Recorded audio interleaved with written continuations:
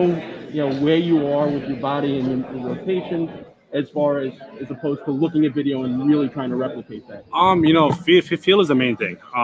Because if you feel good, most of the time, everything else is coming out. Everything else is doing the spin correctly. All your balls are doing what it's supposed to if your feel is correct. But I mean, so from there, if you have a good feel of your mechanics, of your arm path, of everything that goes with it, then everything else follows. And when you look around this locker room and you look at the wealth of arms, what is it that you feel you need to do to stand out to be part of that group? Just be myself. I'm one of very few pitchers in this game nowadays who don't throw 100 miles per hour, but I do have other stuff to compensate for that. That's off speed. So if I can be myself, be able to throw 5-6 different pitches in the zone or out of the zone whenever I need to, in different counts, like whatever counts behind the count, ahead in the count, throw it whenever I want. I believe I can succeed doing that. And you mentioned that the amount of pitchers that throw in the 100. And lots of years ago, rotations were made up of different looks within a series.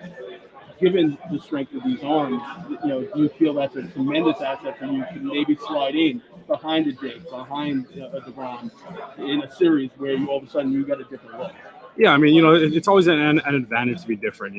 Some people like the guys who throw 100. Some people like the guys who can throw that 93-mile-an-hour slider. At the same time, I will never be able to do that in my career. I'll never be able to do that in my life. So kind of taking what I have and fine-tuning it to make it the best I can be, I think that's what's going to play versus me trying to be someone I'm not. And lastly, I've noticed this, that whether it's down at the sim game or down on the mound here, whenever Jake or Max takes the mound, all the other pitchers that aren't, on the mound are just sitting and watching. Yeah. What are you looking for, and what is it about the two of them that just makes even, major league pitchers stop and watch? I mean, what isn't it about them? You know what I'm saying? It's crazy because they're two of the best pitchers in our generation of baseball.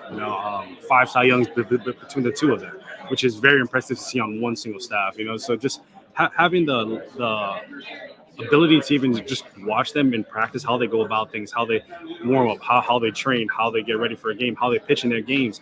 That just those little things are a big help to any of us young pitchers who want to be like them and have careers like them. Even similar to them, even not even close, just a little snippet of what we can do like them. It's definitely a very big help. Is there, like, for you, could there almost be a sense of intimidation, or are they approachable where you can walk up to them and say, like, in this particular bat, why did you go here, and what was your thought process in this? I mean, definitely, they're definitely very personable people. We can definitely go up and ask them questions. Granted, you don't really want to talk the ear off about everything, but when it's important and you kind of want to understand what they're thinking and what they're doing, then they're definitely open to helping you.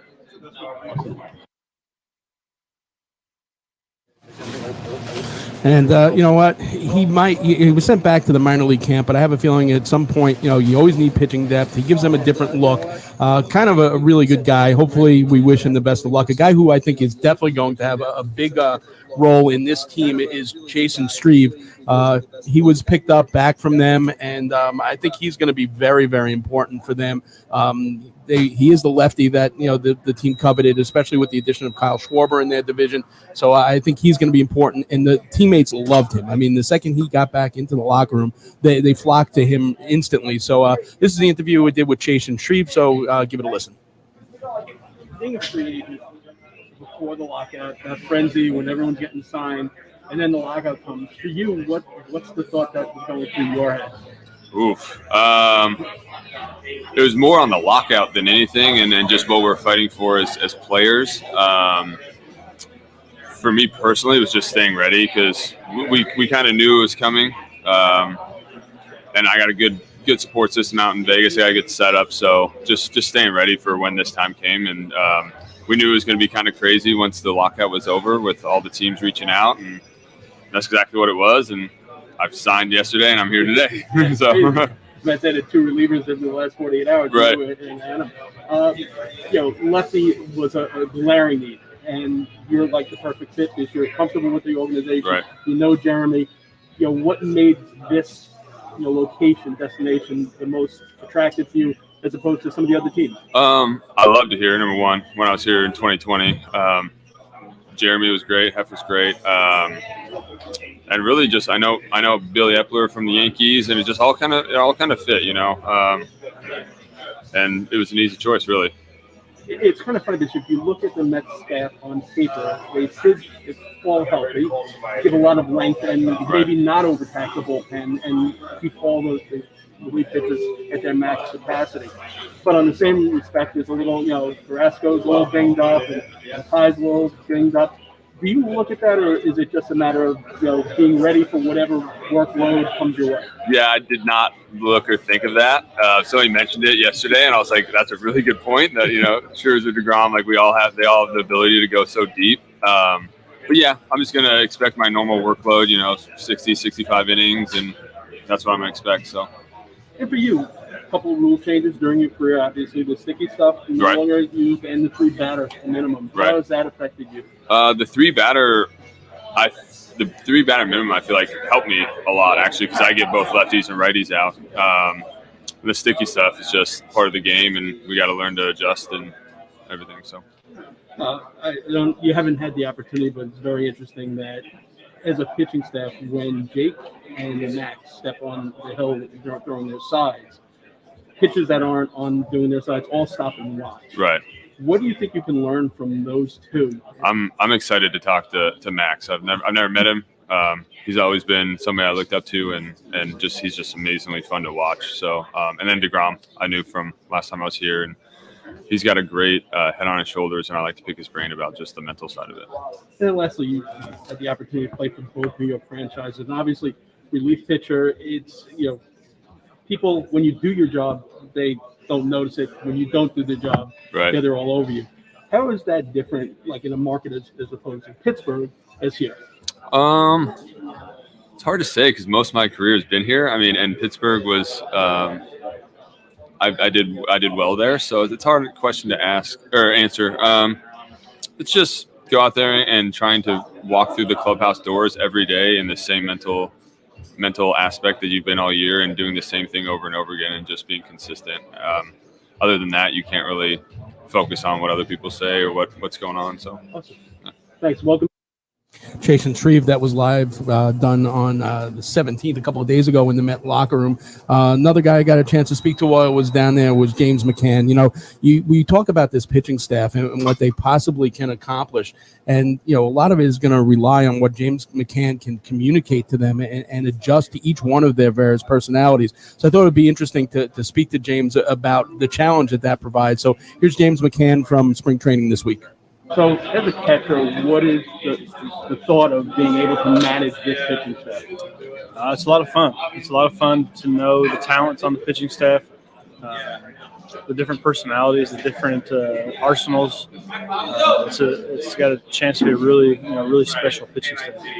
And what are some of the challenges? I mean, everyone's looking at this staff as the number one staff in baseball, as the guy that has to, you know, be the general for them. How much pressure does that add to you daily?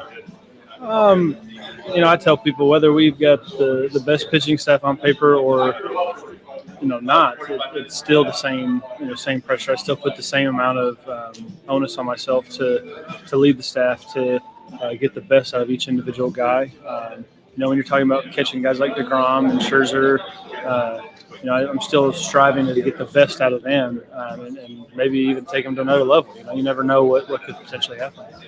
And with this staff, there's a varying, personalities. You know, how do you deal with that? Some guys are ultra competitive, like Max. Some guys are more laid back. Yeah, how do you tap into each one of those personalities to get the best out of them? You just get to know them. You figure out what makes each guy tick, and you push them in that way. You know, some guys you gotta pat on the backside and remind them how good they are. Some guys you gotta kick in the backside and tell them to pick it up. You know, some guys respond differently to different things, and it's my job as a catcher to figure out how guys respond to each thing. And you've got to see in the other league a little more Seabass than maybe some people here. What can we expect from him? From Bassett, yeah, no, he's a competitor. He's got good stuff. Deceptive. I'm excited to catch him. And lastly, what's it been like these couple of days on the box? Buck's been awesome. Attention to detail is great. He has a plan, and he executes the plan. I've really enjoyed getting to know him. Yeah, that is the overlying theme with every single person you speak to in Mets training camp about Buck. He's got a plan and attention to detail, but for sure. The next couple of interviews are very interesting because it's a bunch of guys who are now either on their third or fourth Met manager in a very short period of time in their careers. The first one we're going to play right now is Jeff McNeil, who is, as Buck has already declared, is his starting second baseman. So, Jeff is pretty secure in it. And the only thing I'm worried a little bit about Jeff McNeil is, pitchers adjusted to him. They threw a lot of stuff high in the zone. McNeil's the type of guy who would go down in the zone when they were throwing low, and now because of launch angle, a lot of pitchers have adjusted and they're throwing high. So hopefully McNeil can make the adjustment. This is Jeff McNeil from Met spring training. Season, when you come down to spring training, there's a tremendous amount of optimism. You look at all these moves that the Mets have made during the offseason. Does it feel different to you this year? Maybe a little bit. I think every year, we bring in guys. It's always a pretty, exciting off season, I think, for us. But this year's been great. Brandon, Scherzer, Marte, Escobar, a bunch of fantastic guys. Great players as well. So it might be a little bit different buzz, but it's all good. I know the fan base is jacked when you get all these acquisitions, and then all of a sudden you have the lockout. As a ball player, knowing that you have this great team and you don't know when things are going to start, what are some of the things that go through your head? When are we going to play again? Probably. I mean, it was tough. Kind of the unknown. But everyone's professional here, so try to stay as ready as possible. We knew at any point talks could have been resolved, which they did, and as you see, it took a few days for everyone to get here. So I think everyone is excited to be here and ready to go. Now you face Max Scherzer. What's it like now to have him, you playing behind him instead of having to look at him? Yeah, much better that he's on our team now. So I'm excited. He's always tough at bat. I enjoyed facing him. I love that competition, and it was a grind and a battle every single time we faced each other. But I'm happy he's on our team now. Every single team he's ever played on, and any teammate you speak to talks about his competitiveness and his fire. I know it's just a short sample. Have you noticed, that about him since he's been here? Personally, not really, not yet. Just because I haven't really been around him enough. We've had a few days of drills. I think I saw him once, maybe out on the field. So haven't seen it yet, but just seen it tons out on the field, and it's fun. It's fun to watch. And lastly, Billy Epler talked the entire offseason about players that can play multiple positions, and you might be the prototypical Billy Epler player. Having a GM that puts such value on what you do, what does that mean to you here? It's exciting. I've always been that type of player, though. Just to kind of be able to, be as versatile as possible. I know, that was kind of my path to the big leagues. And the way to a lot of playing time. So, I learned a lot of positions, early in my career, and you've just been able to take that to the big leagues, and it's been extremely valuable to the team that I'm on. Yeah, it is valuable to the team he's on. He can also play outfield, so it's going to be interesting to see how they deploy Jeff McNeil. Obviously, I think he's going to get the bulk of playing time at second base. I think you're going to have to make a lot of room for Dom Smith to play outfield. I think Dom will probably, platoon a lot, might be the DH, might play platoon with Marcana, so it's going to be interesting to see how that plays out. The next guy we got to speak to is Brandon Nimmo, and Nimmo's always a great guy to catch up to. So this is Brandon Nimmo from Met spring training camp from the beginning of this week. Like you and Marcana at the top of the lineup, it's got to be a pitcher's worst nightmare.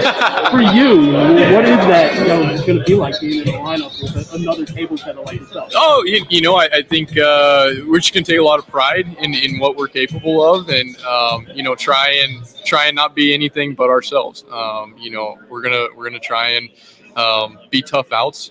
That's my goal always is be a tough out, get them in a good place where they make a mistake and be able to do a little bit of damage with that. And I think that's just only knowing him for a little bit and watching him play. I think that's similar to his approach as well. So the tougher that we can make it on the pitchers, the better for those guys as well. And the more that guys can just keep passing the baton and be a tough out, eventually the pitcher will make a mistake, and you're hoping that you can do some damage with those. And so we're gonna try and go with that approach of wearing down pitchers as an offense, and we'll see where it takes us.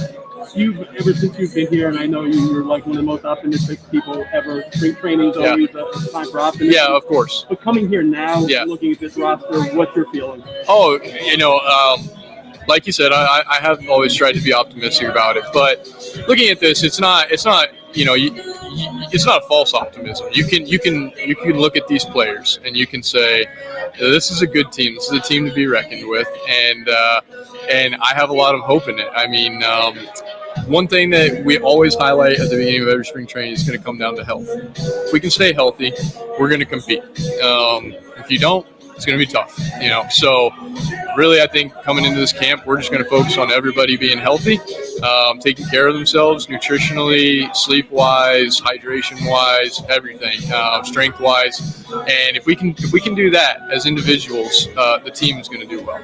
And lastly, what's it going to be like seeing Max Scherzer's name on the back of the jersey, standing behind him instead of? I always enjoyed our battles, but I'm going to be a lot more happy being on the backside and helping to defend for him than having to hit against him. I love the competitor that he is, and I loved competing against him, but it's going to be even better competing with him.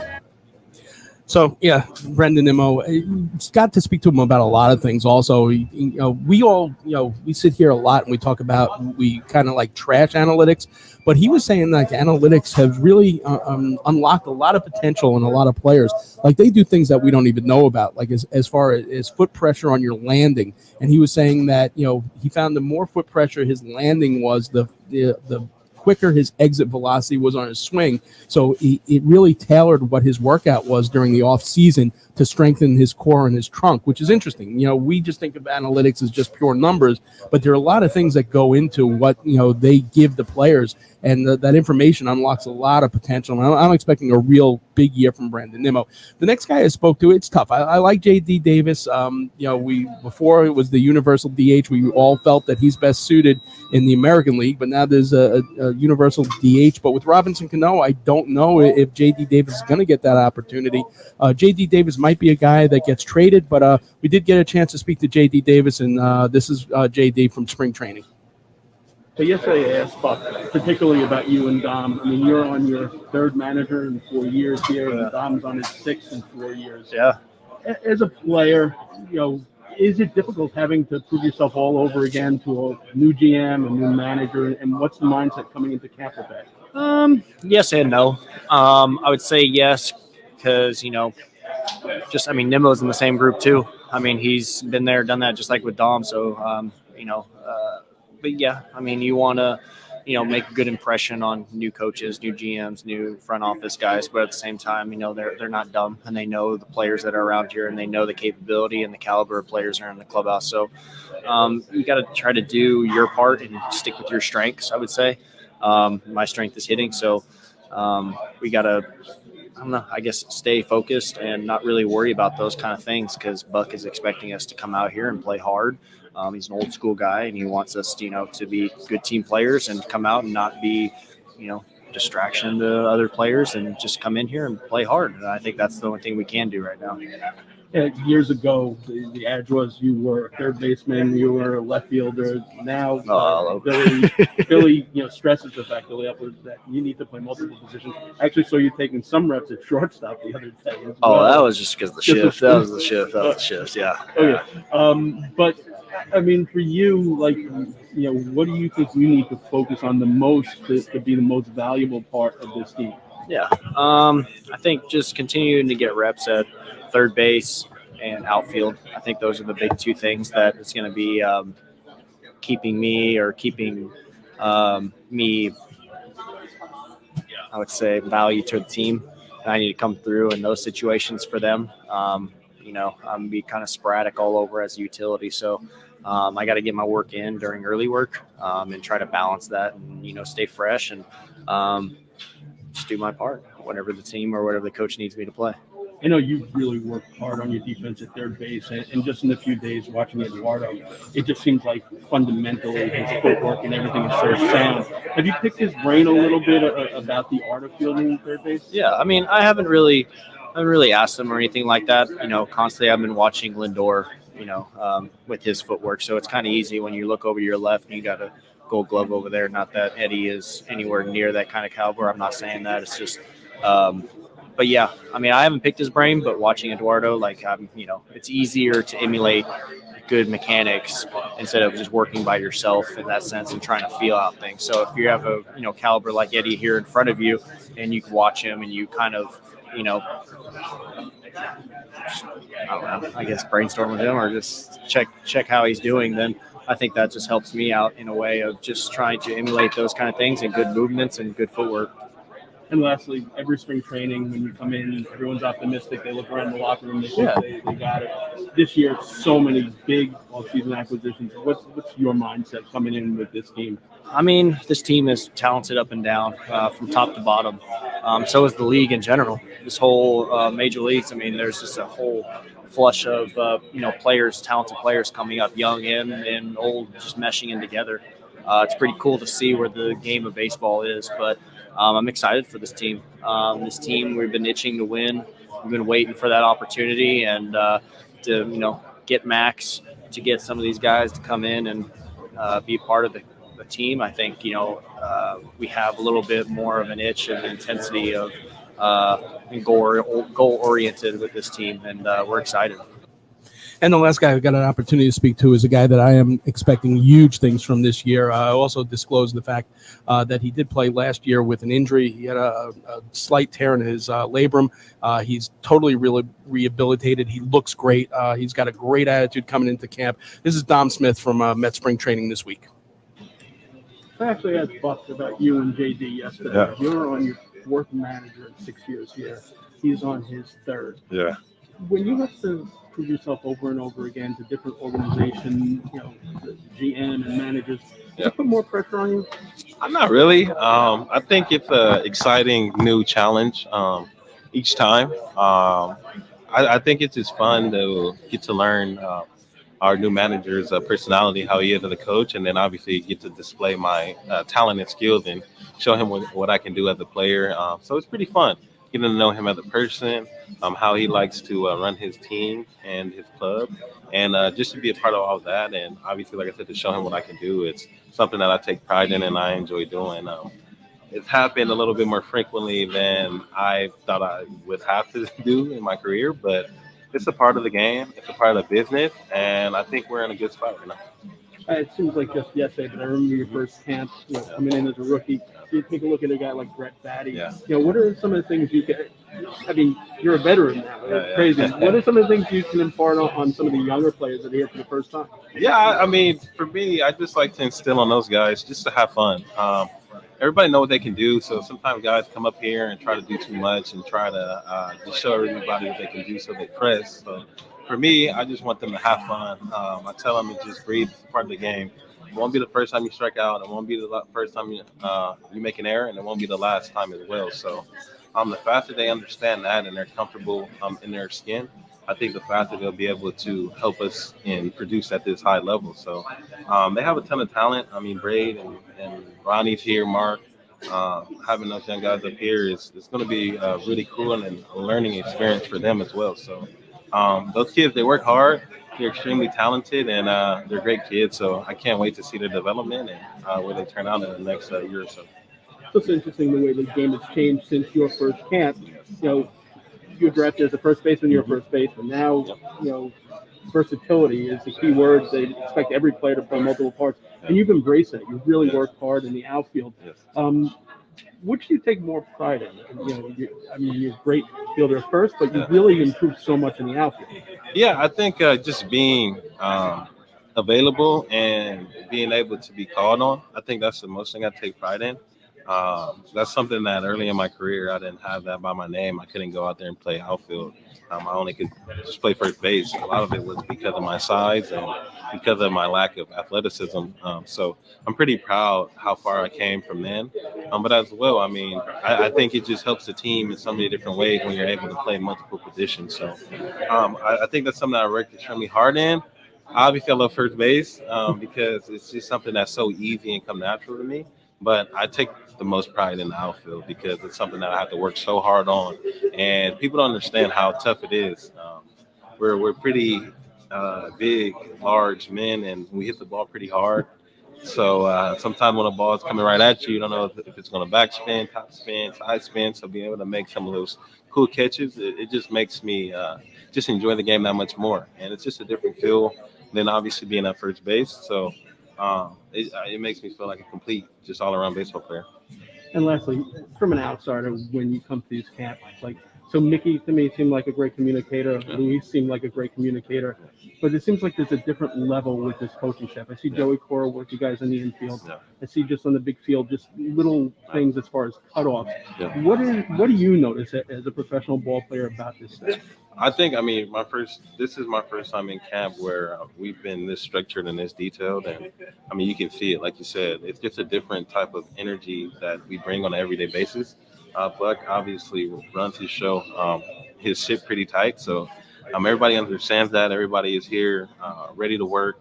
And the coaching staff understand that as well. And they're here and ready to work with us as well. So I think that energy and that tone that he said on day one, it really resonated with us, and it made us want to work hard. And we know the talent in here. We know how good we can be. We know the last couple of years we haven't played up to that. So this is a hungry group, and a group that wants to not only get to the postseason, get to the World Series and play well in that. So I think a lot of us have still a ton to prove, and we're hungry, and we're not going to be satisfied until we're able to accomplish our goals. I did say last question, but I have to ask you, 2 home runs off of Max. Next time you get in, are you going to wear a little more honor? I don't think I'll be facing him too much more, but it was fun. It was fun to compete against him. I've been competing against him since, my whole career. So he's been tough on me. I don't think I've ever got a hit off of him until yesterday. So it was a fun battle, and it just goes to show that, I didn't just go home and do nothing over the winter. I really wanted to work on some things, and I'm excited that I'm healthy, and that's the main thing. Being healthy it's going to help you be able to play to your full potential. So I'm healthy. I'm happy. This team it's an awesome team. This front office is awesome. The coaching staff, everybody is awesome. The energy here is just different. We're extremely happy to be here, obviously because we were in the lockout, but it's just still a different energy, and I can't wait till we get these games going. Yeah, different energy from Dom, and, he used the word awesome many times, but he said he didn't just go home and do nothing. He prepared himself for the season, and he's just happy to be healthy. A healthy Dom Smith. I'm really expecting a big year from Dom Smith. If you're a fantasy sports guy, I would definitely try to draft him. Dom Smith, expecting big things from him. We're going to take a quick break, and when we get back, we'll talk NHL hockey with Russ Cohn. So keep it tuned right here to Sports Talk New York. The Phoenix Tube Company Incorporated is among the country's leading manufacturers of structural ornamental stainless steel tubing, rectangles, squares, and processed flat bars. The company takes pride in its everyday commitment to quality and customer service. The philosophy of the company has been and continues to be to support the growth of the stainless tube market through distribution and service centers throughout the country. Ornamental and structural stainless steel tubing is used for a wide variety of aesthetic and mechanical products where superior finish and corrosion resistance are required. Some products manufactured include tubing for mirror bracket arms, boat rails and ladders, washroom grab bars, swimming pool rail products, medical equipment, automotive step bars and trimming, as well as structural framing for food processing equipment. For a quote or for more information on how the Phoenix Tube Company can meet your ornamental and structural stainless steel tubing needs, visit them on the web at phoenixtube.com or call them toll-free at 1-800-526-2124. And welcome back to Sports Talk New York. This Sunday morning, we are broadcasting live from the Blue Line Deli and Bagels. They are located at 719 West Jericho Turnpike in Huntington, New York. You might hear the "We Will Rock You" from the bubble hockey table. But you know what? It's time for the NHL report with Russ Cohn, sponsored by our friends over at Soho Table Hockey. What's table hockey, you say? Some of us might have grown up with rod hockey or bubble hockey or even air hockey tables. Soho Table Hockey is embracing the nostalgia of those old tabletop games, designed a whole new board for the future. Handcrafted with designer wood, state-of-the-art playing surface, unbendable rods, energy-absorbing walls. This is a tabletop hockey game that players age 8 to 80 can enjoy. Even better, the exceptional quality and design allows the game to stand up to the intensity of tournaments, which is why Soho Table Hockey is the #1 choice of championship players throughout North America. Visit Soho Table Hockey to learn more about your order.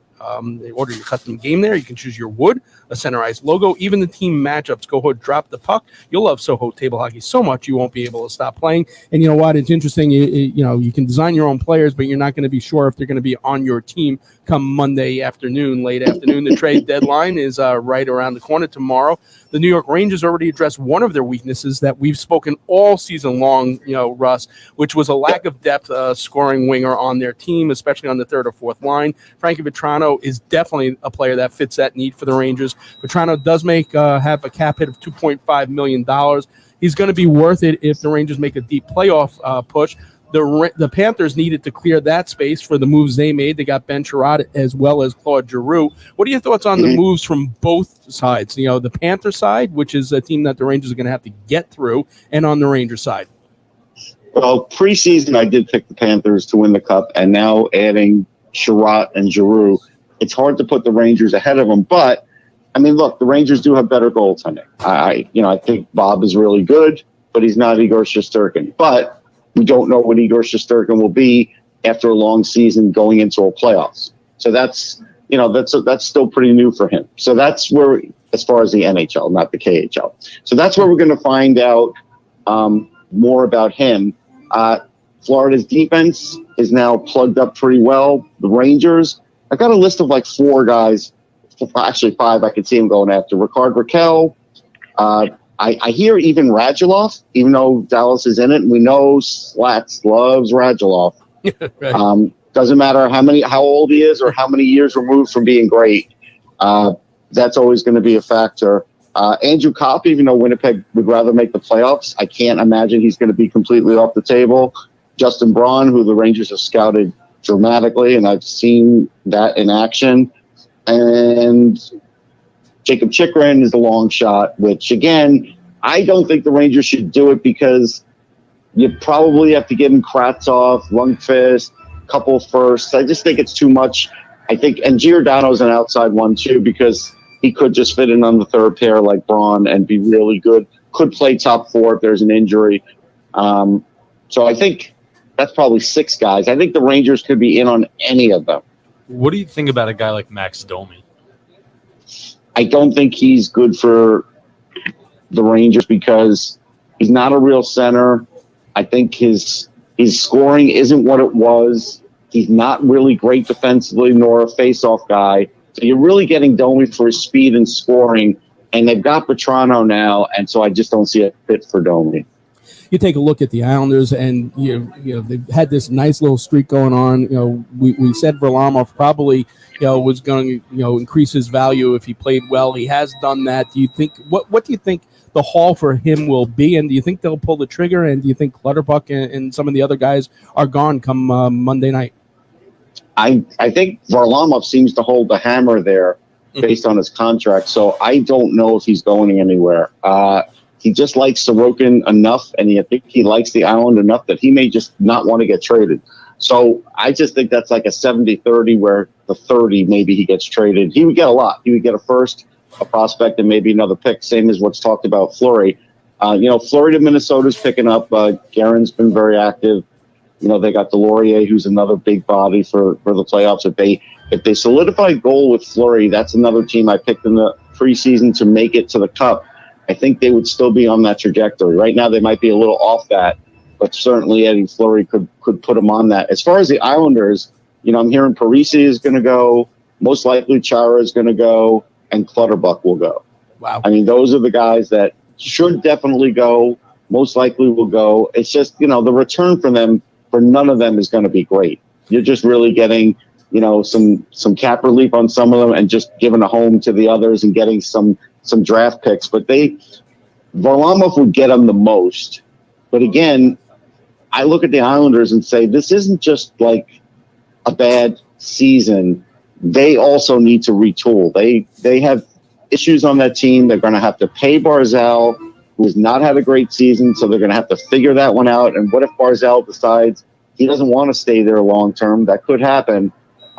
This is going to be a tough offseason for Lou Lamoriello, I think. All right, Russ, we'll know more about it next week when all the pieces shake out, and then we'll start talking about playoffs. Russ Cohen heard Sounds here good. Thanks, Mark. each and every week with the Soho Table Hockey Report. We're going to take a quick break. On the other side, we'll have AJ's Sunday Papers, and then we'll talk a little bit of NCAA basketball and round out the show with the football report. So keep it tuned right here to Sports Talk New York. If you're a company looking to increase your visibility, to make sure your promotional materials get packaged in the most attractive way and distributed most efficiently, then you need to call in PIMS. Whether you're launching a new product and need to assemble customized influencer packages or looking for a more efficient way to manage your inventory and collateral, PIMS involvement helps maximize the impact of your brand's performance. For more than 30 years, PIMS has been helping companies get their message out to the right people, offering personalized distribution services and full-scale inventory management solutions. PIMS works its magic on 3 continents, backed by 350,000 square feet of warehouse space. If you're looking for experience, PIMS is it. They've shipped more than 13 million packages and elevated more than 8,000 brands. Want to know more? Check them out on the web, PIMSinc.com. That's PIMSINC.com, and read testimonials from their satisfied clients. That's PIMS, the first name in marketing support. You can read it in the Sunday papers. Read it in the Sunday papers. Sunday papers. You know what that music means? No, you're not listening to WNEW and Scott Muni. You're listening to Sports Talk New York, and it's time for AJ's Weird News of the Week. This is the first time I haven't got a preview of it, so you and I and the entire audience are going to be hearing it for the first time together. So, AJ, what do you got for us? First remark, you didn't get the email. I sent you the preview. We're going to do NCAA tournament, which is perfect. And it was a story a couple of nights ago in the Indiana game. Indiana was playing St. Mary's, I think. And you've seen, balls get stuck, wedged between the rim and the backboard. In this game, a ball got wedged over the backboard. The shots that go over and got wedged there. They were trying to how to dislodge the ball.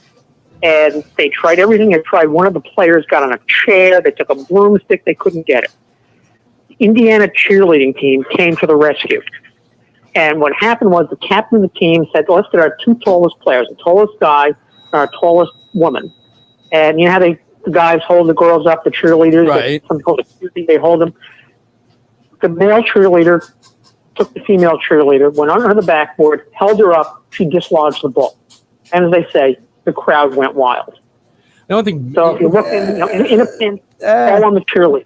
Not one of your strongest. I was hoping that you were going to tell me some mascot got on top at the end and got it, but or that old mascot that used the trampoline that time for the dunk contest. Right.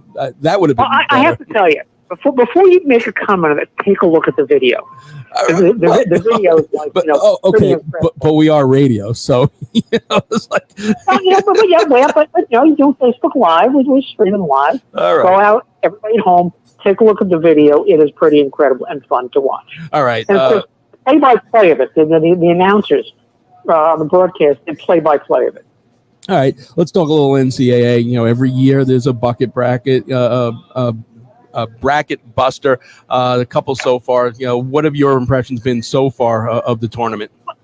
Well, obviously, look, the Cinderella story is always one Cinderella team in St. Peter's. Absolutely. It's unbelievable. And, a 15 seed making it into the Sweet 16. It's only happened twice before. But the other things, and look, my bracket is broken down into 2 categories. My Thursday-Saturday bracket, half of it is pretty busted. My Friday-Sunday is in better shape, although we'll see what happens today. But I've always said if you watch the first round games, the lower seeds can hold their own for a half against the stronger teams, and they fall apart in the second half. A lot of that hasn't happened. And really, you take a look at the problems both Gonzaga and Kansas had. They won the game eventually. Gonzaga had come back with a big deficit. Kansas, you got to take a look. I have both of them in my Final Four. And you look at those games and see, is there something concerning? North Carolina, are they a Cinderella team? Let's try to ever say North Carolina is a Cinderella team. How far can they go? The defense is not good. I think it ends now. I think they make it to the Sweet 16 and don't go any farther. But look, it's Hubert Davis's first year as the coach of North Carolina. The question was, can he coach? He'd never been a head coach before. He was the assistant there. We all remember when he played for the New York Knicks. It's an interesting storyline to follow. And the game today is on at 5:15 to watch. Is Michigan State playing Duke. It is Mike Krzyzewski's last time coaching against Tom Izzo. They are personal friends. They're heated competitors over the years in Final Fours, NCAA tournaments. Look, like everything, the storylines are really good. The games are really good and really worth watching. Can St. Peter's do is the big story. Yeah, you talked about teams having trouble in the competing in the first half and then not competing in the second half. One of the surprises for me was how poor Indiana played. Down in Florida after Met spring training, that was one of the games I got the opportunity to watch. But I mean, St. Mary's just totally blew them out. What do you make of that game? The question about that. Remember, Indiana had to make it through the play-in game. And that, how much did that take out of them, having to go from one place to another through the play-in game? Frankly, I was very, very disappointed in Indiana. Mike Woodson is a really good coach. I thought he was rounding into shape. And, I lost that because I had Indiana winning the game, but not going much farther. Weird things happen. It's in one-and-dones. If you put them in a 3-game series against St. Mary's, if it's in a 5-game series, they probably would have prevailed. But that's what happens in a tournament where, it's one and done. You lose, you're out. But look, there are a lot of other disappointments. Baylor losing. Baylor won last year. Yep.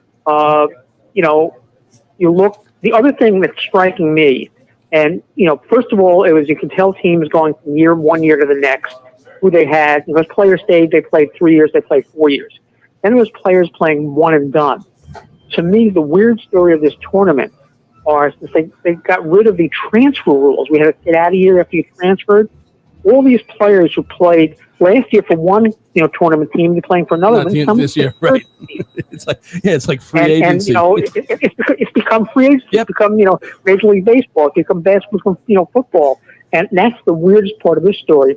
Oh, yeah, he was in the tournament last year playing for another team. Yeah, I noticed that too. It's very strange. All right, we're going to take a quick break. On the other side, we're going to round out the show with the Capco NFL Report. So keep it tuned right here to Sports Talk New York.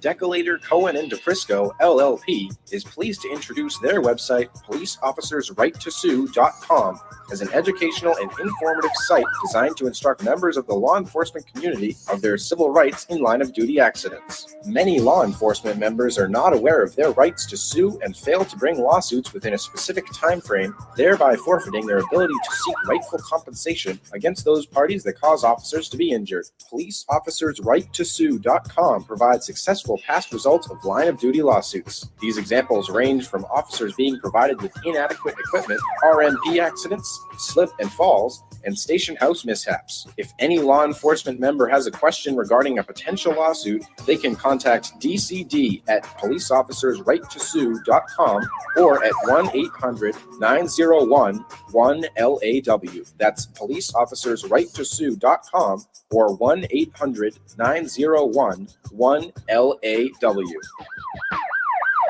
And welcome back to Sports Talk New York this Sunday morning. Once again, we are broadcasting live from the Blue Line Deli and Bagels located at 719 West Jericho Turnpike in Huntington, New York. We're here every Sunday morning from 11 to 12, so feel free to stop down, get your lunch, listen to us, hang out with us. Hopefully in the next week or two, we'll get some speakers up here so you can actually hear us, the beat reporters, other than just Mike and I, because right now that's all you can hear, but we'll try that.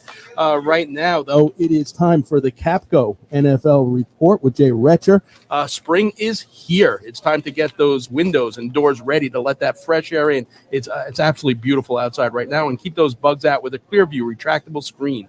The Clearview retractable screen system comes standard with a lifetime warranty and the patented speed reducer, so it won't snap back. You get the luxury of a screen door and a sleek, low-profile design without the hassle of a bulky storm door or sliding screen door. Call 631-440-1100 for a free estimate. That's 631-440-1100, or visit them on the web at clearviewlongisland.com.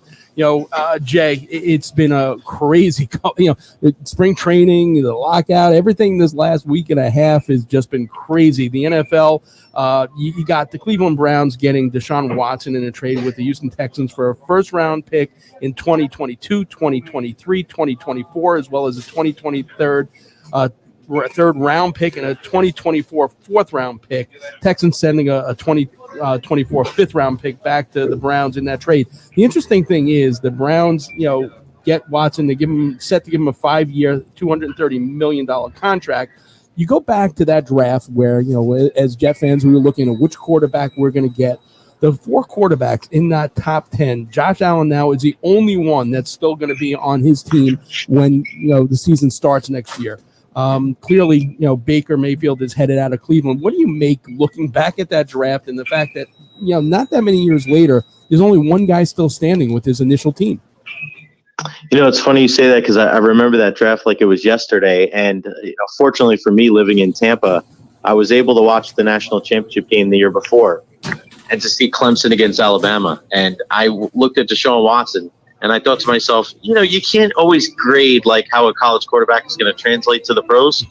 But, man, with all the pros that Alabama usually puts out, if Deshaun Watson could do what he did against those 2 guys, I was like, there's no way I wouldn't pick this guy first. It's just so crazy how that happens. Just the new age of the NFL, man. We see it all over it. Who would have thought? I mean, yeah, probably Deshaun Watson, but guys like Devontae Adams, and there's just so many big names that have been moved this offseason. I wouldn't be surprised if there's more as we get closer to the draft.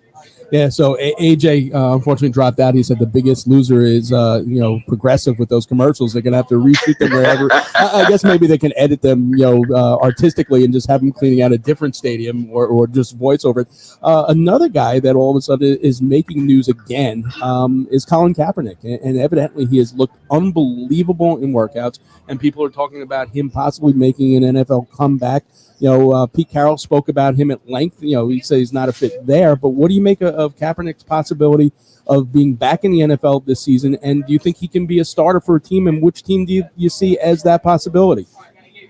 It's funny, man. Like Carroll's going to bring it up, and then if you bring it up, man, don't bring it up unless you're going to bring him in for a trial, bring him in for a workout. I don't want to hear Pete Carroll because you're playing both sides of the fence there. Mark, for a team like that, if you're going to bring in Colin Kaepernick, there's going to be a huge amount of media backlash. It reminds me of the Tim Tebow situation of, you're going to bring in a guy like that. Do you really want a lot of publicity for a guy that may not start for you? So for me, it's got to be a team that's pretty set in their ways, a veteran-laden group. To me, Seattle makes a lot of sense. Why not? Go bring him for a tryout. Pittsburgh is another team, I think, possibly with Mike Tomlin. They're not afraid. You could see they brought in Brian Flores as well, so they're not afraid of that media backlash. That's 2 teams that need a quarterback that I don't think it'd be a terrible idea to just give him a look. What's the worst thing that could happen? And if he can beat out, you can't tell me Colin Kaepernick's not better than Dwayne Haskins. Yeah. We've seen enough Dwayne Haskins and Mason Rudolph, Absolutely. That's, what? It's funny that you said the Steelers, because the Steelers is my pick for where he might end up as well. All right, we'll talk about it more next week. We appreciate it. Jay Retcher here every week with the Capco NFL Report. That's a wrap today